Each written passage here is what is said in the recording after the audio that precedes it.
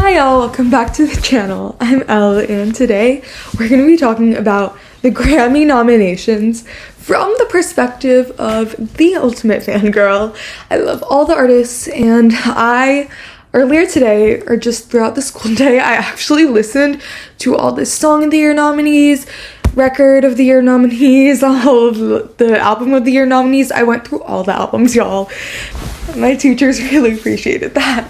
So, all of that to say, I have come up with my Grammy predictions of both who I want to win and who I think will win. So, let's get started. Okay, we're gonna start out with Album of the Year.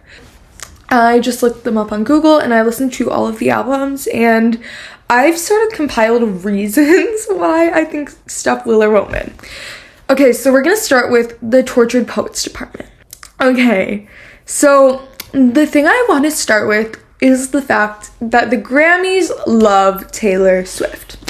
They love her, and why wouldn't they? They can use her for attention. If you have Taylor Swift at your award show and you can keep cutting back to her, you're gonna make a ton of money off of the Swifties. So of course they love Taylor Swift, and of course they have to nominate her. But they also love to give her Album of the Year. She has won it 4 times.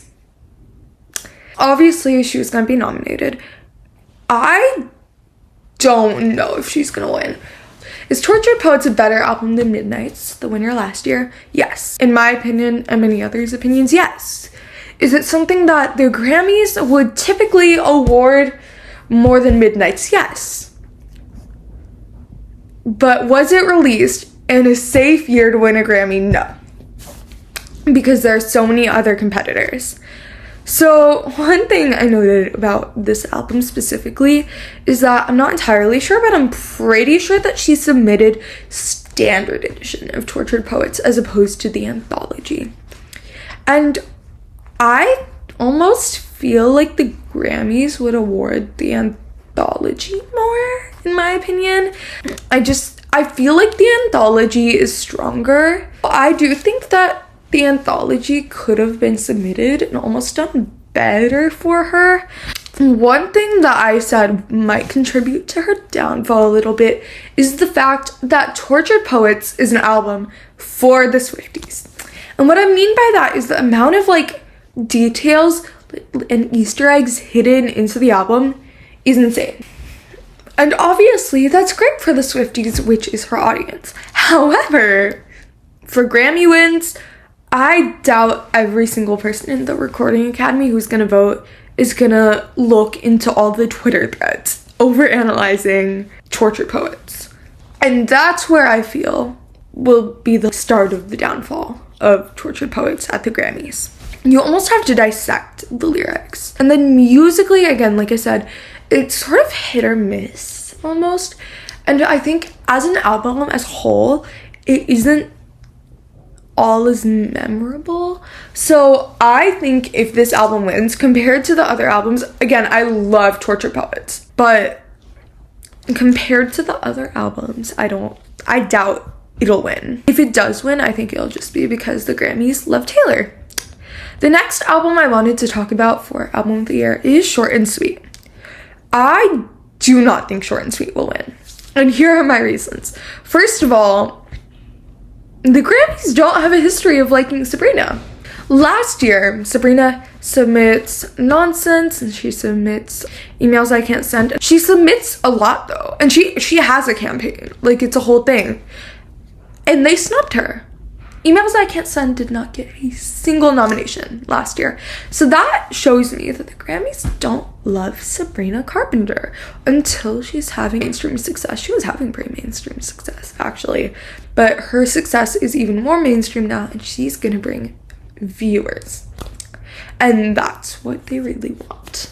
I also think lyrically, this album is not something that would historically win a Grammy. And so I wanted to compare it to another album, which this album did not even get an Album of the Year nomination, and I just feel like thematically it's sort of similar. The vibes are definitely there, and that album is Positions by Ariana Grande, who is also very much snubbed this year, I think probably because of her comments about the Grammys in the past. But if you compare it to Positions did not have much success at the Grammys, and I feel like thematically they're similar. I feel like if it was released a different year, it could have won.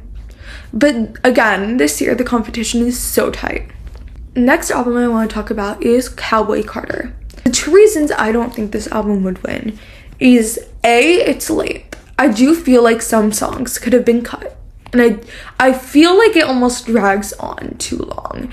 And the other reason is because it did have less of a cultural impact. Until it was nominated, I was not aware this was an album. Apparently she announced it at like the Super Bowl, and a lot of my friends who were also in the room, they had no clue that she had released an album, and I think that could harm her, just the lack of cultural impact.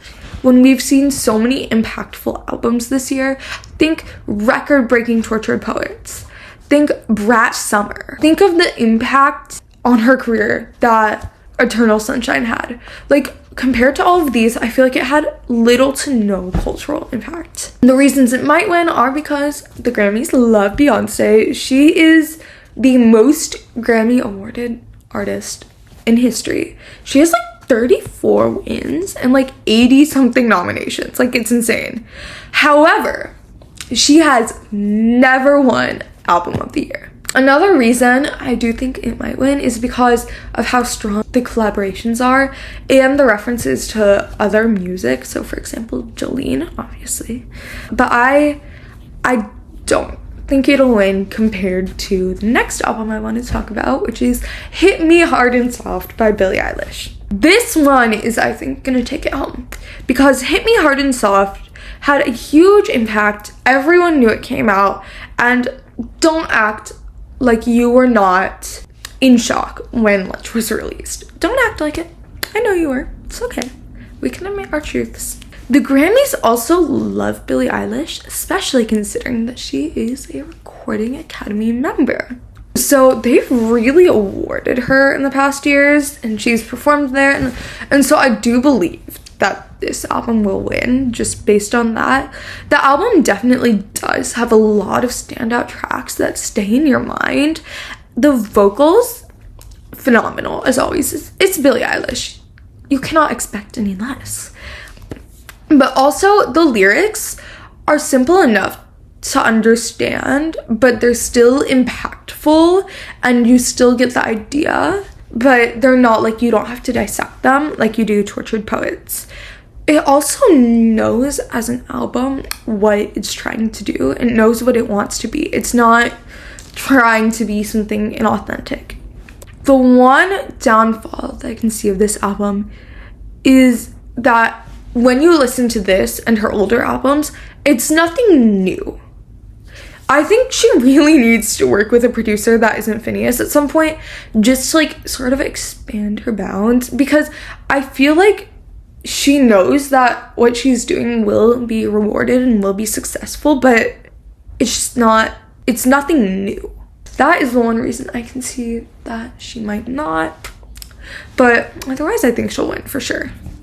Okay, so my next album that I want to talk about is The Rise and Fall of a Midwest Princess, and this is what I'm calling a wild card because Chappell Roan has never been nominated for a Grammy, nor has she even had a campaign to be nominated for a Grammy. So I have no clue whether or not the Grammys love Chappell or hate Chappell. Okay, so my main question right now is, do we love the fun vibes or do we want the more vulnerable vibes? And that's a question that only the Recording Academy can answer. I do definitely think it had a cultural impact. My one concern would be, when was the cultural impact? It felt like the release happened and then it goes down and it shoots up, but it didn't shoot up because of the album.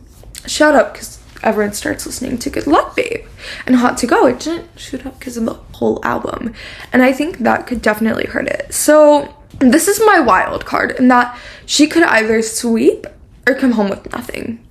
We'll see. The next album I want to talk about is Brat.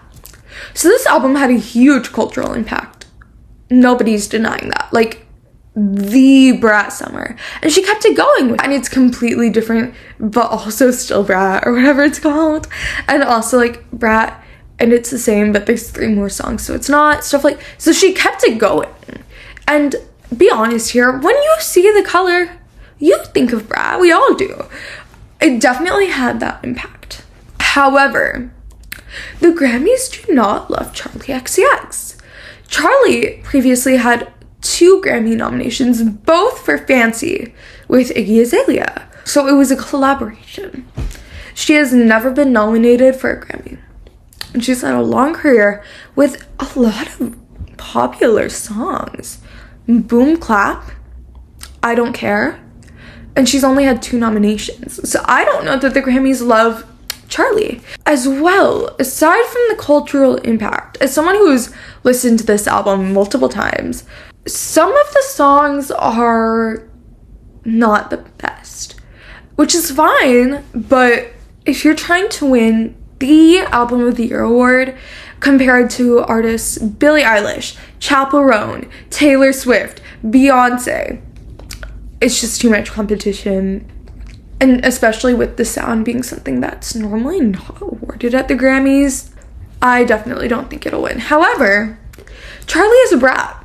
I don't think Charli cares. Okay, next album I want to talk about is New Blue Sun. It's another one where before it was announced that it was nominated, I had never heard of it. When I heard it was nominated, I was like, what is that? It almost felt like a filler, like a sub-in.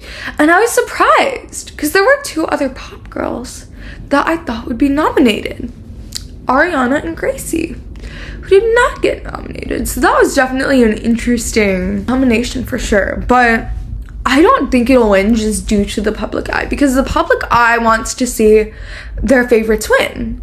And the Grammys want the viewers to be happy with the winner so that they keep coming back. Like, it's not gonna win. It feels like a sub-in. Also, I do not remember the last time an instrumental album has won Album of the Year. Has it ever? It's just not something common. Especially considering the competition, I doubt it'll win. The next album, the last album for Album of the Year, is Djesse Volume 4. And I'm not sure that I'm pronouncing that right, but it has the same comments as previous. I had never heard of it. It didn't have much or any cultural impact. Again, it felt like a substitute almost. And listening to it doesn't feel like something that would win Album of the Year, especially with such high competition. And again, the public eye wants their favorites to win. So I doubt it'll win. The one reason that I'm not calling it like a substitute nomination is because I think it's nominated just due to the collaborators on it. We have Lizzie McAlpine, John Legend, Tori Kelly, John Mayer, Shawn Mendes, and that's not even all of them. Everybody is on this album. So even though I highly doubt it'll win, I do see sort of why it was nominated. So I'm gonna put my full list of predictions in the description. However, my general overall prediction is that Hit Me Hard and Soft will win, and my backup predictions are Cowboy Carter or Tortured Poets.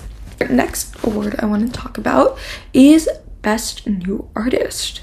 So I think it's between a small amount of artists. I think Sabrina or Chappell is going to take it home. Overall, Chappell will take it.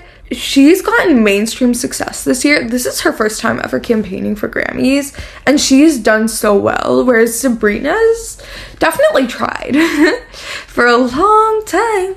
And she's just had a huge blow up and also a huge cultural impact over the past year, with also multiple songs being impactful. I think the one thing that could ruin it is the fact that her behavior recently is not standard for a pop girly. It's just not.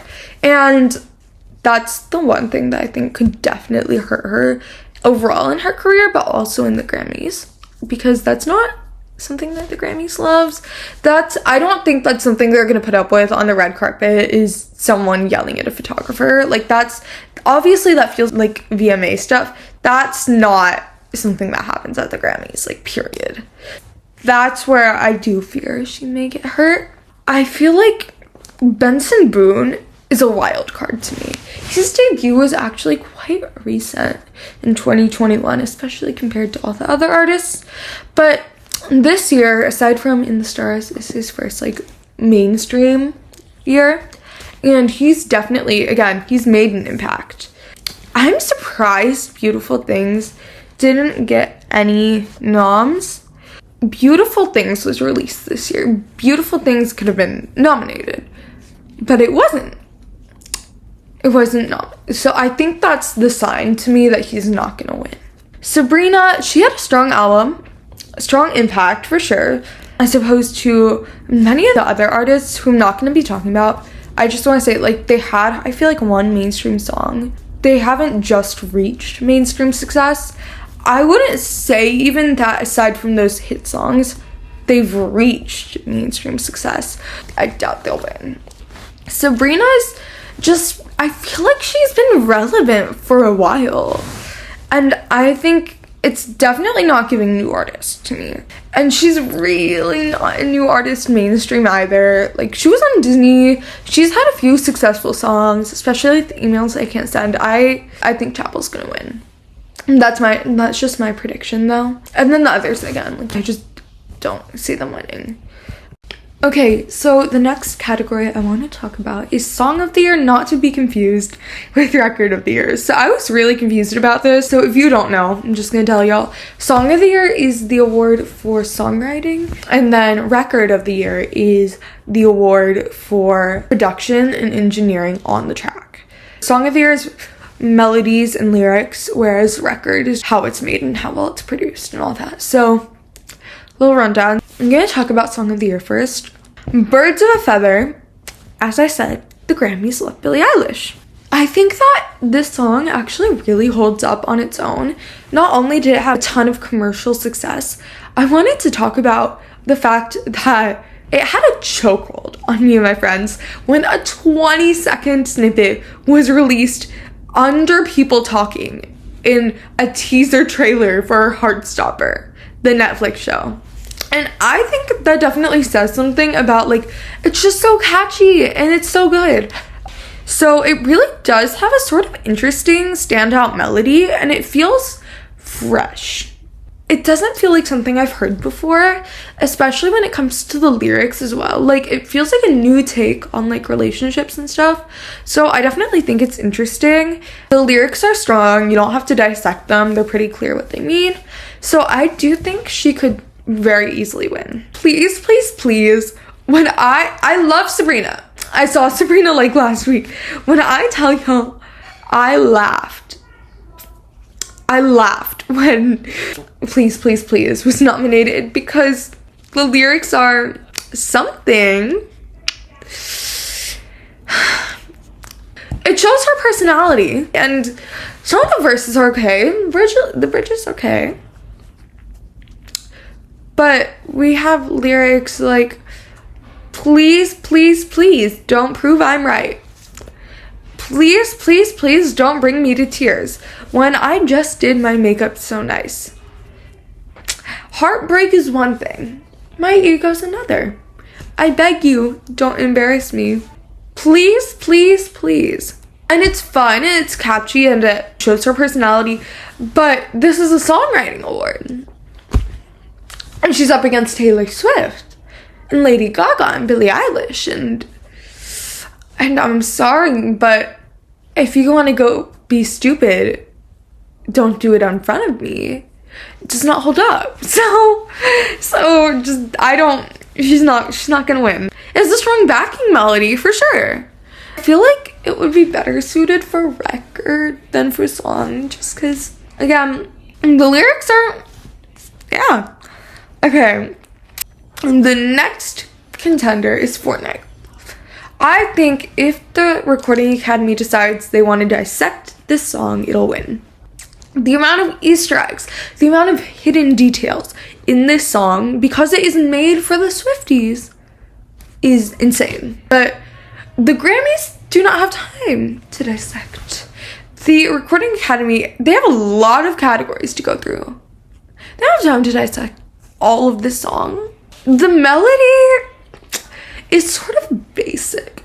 Like, one thing about Taylor is that her melodies are always sort of what you would expect the melody to be, as opposed to a Sabrina Carpenter, who her melodies, listen to Bedchem and tell me that that melody is, when you hear the backing track, the first thing that you would think of. It feels very basic. The saving grace is the lyrics if they decide they want to dissect, but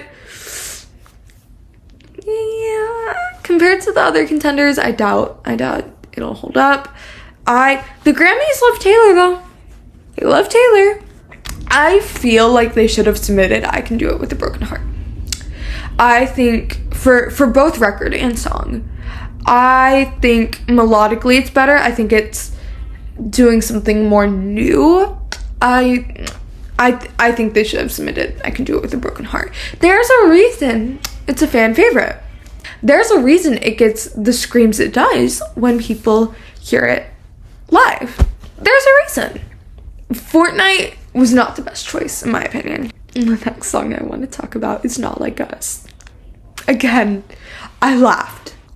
Melodically, it's not special. It was a moment for sure. If you take it out of like its context and like the feud with him and Drake, are the lyrics really strong though when you take them out of the context? I highly doubt this one will win. Next song I want to talk about is a bar song, Tipsy. This song is catchy for sure. I'll give it that. But it feels like something I've heard before, in my opinion. It feels generic. It doesn't feel new. It doesn't feel like something a whole lot of effort was put into. And it doesn't feel like something they expected to become as big of a hit as it did. And you can tell because it's just not, like, the quality compared to the other contenders just doesn't hold up. Lyrically, it's okay. The lyrics are okay. It's generic, which is fine. Like, it's catchy, it makes good music, but for Song of the Year, it's not. Next song I want to talk about is Good Luck Babe, which has a catchy melody, which helps it. The personality is there. It's really dramatic, in a good way. In a good way. It's so good. I'm saying this as a Chappell Roan stan. The lyrics hold up compared to a lot of the other nominees, actually, in my opinion, because they have personality, and especially like when we get to the bridge, I feel like it tells the story a lot more than the other contenders. It feels like it's telling you about a story. It ends with an interesting melody, though the melody is a bit generic. Imagine a pop song. I do think it's something new in the way that like tells a story, and I feel like it's a type of pop music that we have not heard recently that Chappell is bringing back. So I commend her for that, and I do think it holds up and it stands a chance. Die With a Smile. When I was listening to this to come up with my opinions, the melody's good when sung by Bruno Mars and Lady Gaga. I would love to hear it in the voice of a Gracie Abrams and Olivia Rodrigo. They're good singers, but are they Lady Gaga? No. I'd love to hear the melody sung by someone whose voice isn't that powerful, because I feel like they make it sound a lot better than the melody actually is, in my opinion. Lyrically, it feels very repetitive. The choruses are all the same. It actually, I could pinpoint what it reminded me of. It reminds me of Julia Michaels and JP Saxe when they released If the World Was Ending. So if you go listen to those two songs, I feel like thematically they're very similar. So it's a good song in my opinion, but it's nothing new. I do think they could take it just because it's Lady Gaga, but I don't think it holds up in comparison to a few of the other songs on this list. the final song I want to discuss is Texas Hold'em.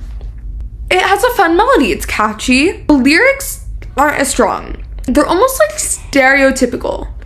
So if you were asked to write a country song, it sounds so generic. Like, this ain't Texas. Ain't no Hold'em. So lay your cards down, down, down, down. Park your Lexus and throw your keys up. Stick around, round, round, round, round. And I'll be damned if I can't slow dance with you. Come pour some sugar on me, honey, too. It's a real life boogie. It's a real life hoedown. Come take it to the floor now. And she's singing about tornadoes in Texas and whiskey. And it feels like, write me a country song. That's what you'd come up with. So, is it a good song? Yes. I think melodically it sort of makes up for it. It feels like a fresh take on country music. But lyrically? So, my opinion is that if I were to choose, I would give it to Birds of a Feather. I think Birds of a Feather or Die With a Smile will win, either of them. My backup prediction is Fortnight, and again, I think Chappell Roan is a wild card. So I think she could win. I don't know how the Grammy voters perceive her yet, and I couldn't really get that vibe just based on she doesn't have anything to go based on. And then the final category I want to talk about is Record of the Year. And this category, who I wish would win, I don't think will win. And I'll talk about why. So first song I want to talk about is Texas Hold'em. We entered the last category with it. I can start with it. So the production, in my opinion, isn't anything new. It's just sort of same old, pretty basic production, and like it's nothing too complex. The vocal engineering is strong. And the bridge engineering is strong. It just does not hold up against many competitors. The next song I want to talk about is Not Like Us. Okay, so the notes I wrote are, this song will not win. It's very repetitive. It feels like a garage band loop underneath rapping. Vocal engineering is also something. It's not pleasant to listen to. Those are my notes. I'm so serious. Those are the notes, y'all. So, I have opinions for sure. Good luck, babe. Yes. Dan Nigro eats. Dan Nigro, yes. The vocal engineering, perfection. That build up before the chorus. And it works really well because you can see a clear vision. They knew what they were trying to do, and they did it. They did it perfectly. They created a moment in lesbian music because they knew what they were trying to do, and Dan Nigro did it perfectly. And I think it deserves to win, especially with the fade out and the ending is just perfect. Y'all, Good Luck Babe is perfect. There are no complaints. Y'all. I like Chappell Roan too much. Okay. Next song. Fortnight. This song is so Jack Antonoff. The synths, it's so Jack Antonoff. Imagine Jack Antonoff makes a song. I present to you Fortnight. So, sounds good. It's a good build-up. It sounds okay. But when it's compared to Good Luck Babe, it's compared to Birds of a Feather, 360. Is it really all that?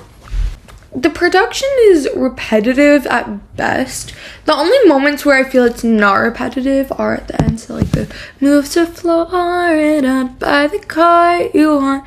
So I feel like the entire song, I'm just waiting for that part. If it wins, again, the Academy loves Taylor. Now and Then is just not gonna win. It doesn't feel new. It doesn't feel like it's taking advantage of all the new production abilities. It's not progressive production wise, and I feel like the lack of nominations signals that I won't win. Espresso, again, yes, it knew what it wanted to be. It knew it wanted to be a fun pop hit for the summer. It knew it wanted to be the song of the summer, and it was. And it ate. And the intro is so like, you hear that intro like that, and you know it's Espresso. The vocal mixing is pretty good. It knew what it wanted to be, and it was. It was the song of the summer. It knew it was fun. It knew it wasn't taking itself too seriously. It's engineered well.